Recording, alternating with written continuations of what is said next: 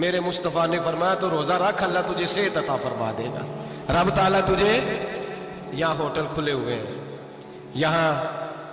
یہاں عجیب حالات ہیں، ہوٹل کھلے ہوئے ہیں، لوگ بہانے ڈھونڈتے پھرتے ہیں، کہتے ہیں کٹ لگ گیا تھا، ذرا تھوڑا سا خون نکل آیا، سنی پلاس لگائی ہے تو روزہ نہیں رکھا، یہ ذرا مجھے تھوڑی دقت ہو گیا تو میں نے روزہ نہیں رکھا، کھانسی لگ گئی ہے تو روزہ نہیں رکھا۔ او خدا کے بندے، روزہ تو نعمت ہے۔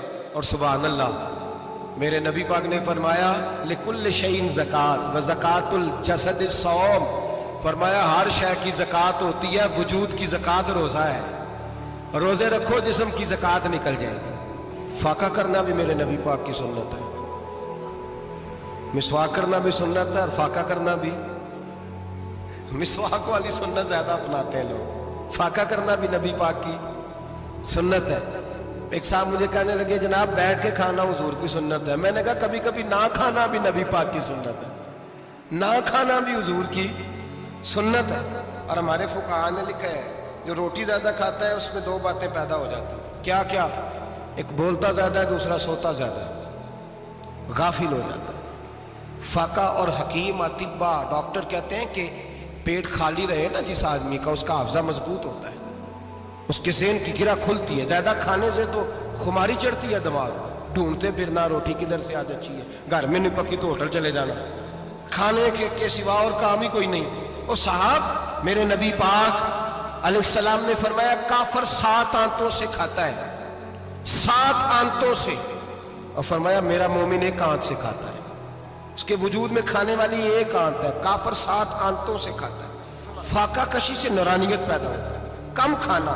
دیکھیں نا نبی پاک صلی اللہ علیہ وسلم نے اللہ سے فاقہ مانگ کے لیا ہے، یا اللہ 1 وقت روٹی دے، 1 وقت کا فاقہ دے، مانگ کے لیا ہے نبی پاک نے، مانگ کے۔ حضرت ابو ہریرہ رضی اللہ تعالیٰ عنہ فرماتے ہیں بھوک زیادہ لگتی تھی نا جب مجھے، تو میں حضرت عمر سے، ابو بکر سے، عثمان، مولا علی سے کوئی مسئلہ پوچھ لیتا تھا، اور جب میں مسئلہ پوچھتا تھا تو وہ مجھے روٹی کھلا دیتے تھے، جب میں ان سے مسئلہ پوچھتا تو وہ مجھے، حضرت ابو ہریرہ فرماتے ہیں مجھے بھوک لگی، میں حضرت عمر کے پاس گیا، ان سے مسئلہ پوچھا، ان کا رواج تھا جب میں مسئلہ پوچھتا تو پہلے روٹی کھلاتے۔ ہمارے بزرگ یہ فرماتے ہیں کہ کھانے کھلا کے دین پڑھاؤ، صرف تمہارا کتب خانہ نہیں کھلا ہونا چاہیے، تمہارا دسترخوان بھی کھلا ہونا چاہیے۔ کسی نے نبی پاک صلی اللہ علیہ وسلم سے پوچھا تھا بہترین مسلمان کون ہے؟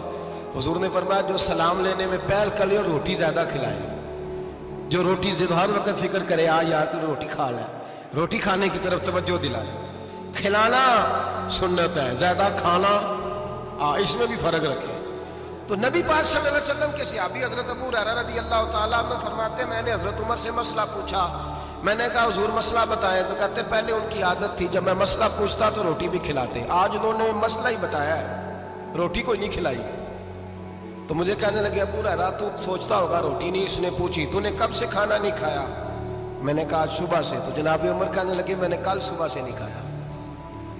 چل ابو بکر صدیق کے گھر مسئلہ پوچھتے ہیں، کہتے ہیں جناب صدیق اکبر کے دروازے پہ گئے، جا کر کے ان سے مسئلہ پوچھا۔ ان کی بھی عادت تھی جب کوئی مسئلہ پوچھنے جاتے تو دسترخوان بچھا لیتے، کہتے آؤ روٹی بھی کھلاتا ہوں مسئلے بھی بتاتا ہوں۔ کہتے ہیں گئے تو انہوں نے بھی مسئلہ بتایا، روٹی کوئی نہ پوچھی۔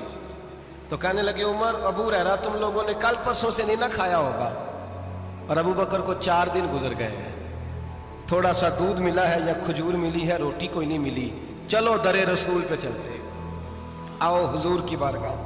کہتے ہیں نبی پاک کی بارگاہ میں آئے، حضور نے چہرے دیکھے، کریم سے مسئلہ نہیں پوچھنا پڑا۔ میرے مصطفیٰ کریم نے فرمایا بھوک لگی ہوئی ہے تم تینوں کو، 3-4 دن ہو گئے؟ اللہ کے رسول نے فرمایا مجھے پورا ہفتہ ہو گیا ہے۔ سبب کچھ اور ہے جس کو تو خود سمجھتا ہے، زوال بندہ مومن کا بے زری سے نہیں، بھوک نقصان کا وجہ نہیں بنی، وجہ کوئی اور بنی ہے۔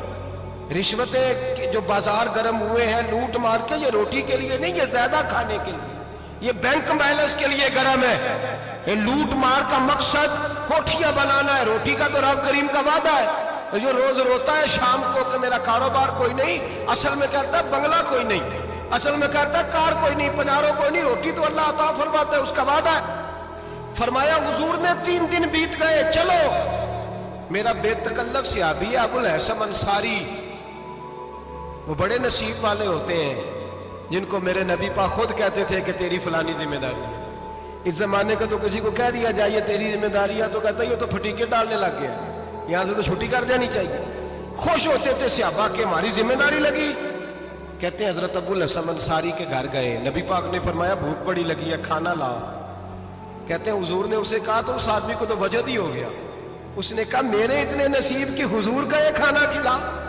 آؤ دیکھو دنیا والوں, آج جو سب سے زیادہ عزت والا ہے وہ میرا مہمان بنا ہوا ہے. فرماتے ہیں وہ دوڑے گئے, بکری اٹھائی, ذبح کی, بیوی کو کہنے لگے روٹی تیار کر. ادھر کھجوریں توڑی, انگور توڑے, کہنے لگے حضور آپ جب تک تناول کریں تب تک کھانا پک جاتا ہے. حضرت عمر کہتے ہیں روٹی پک کے آئی, بڑا پیارا گوشت, بڑا اچھا سالن, بڑا خوبصورت خلوص والا کھانا. فرماتے ہیں میں نے بڑا ہی کھایا. نبی پاک نے نا ایک روٹی لی اور چھوٹی چپاتی, تھوڑا تھوڑا سالن کونوں سے, اور جب نبی پاک نے کھا لیا تو حضور کی آنکھوں میں آنسو آئے. حضرت عمر کہنے لگے حضور روئے کیوں؟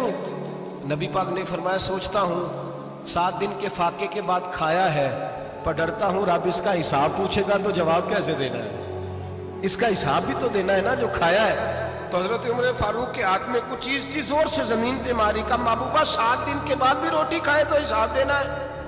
نبی پاک فرمانے لگے عمر وہ مالک ہے نا, تو جب دیتا ہے تو حساب نہیں لے سکتا, حساب تو دینا ہے, حساب تو دینا ہے, تیاری رکھو.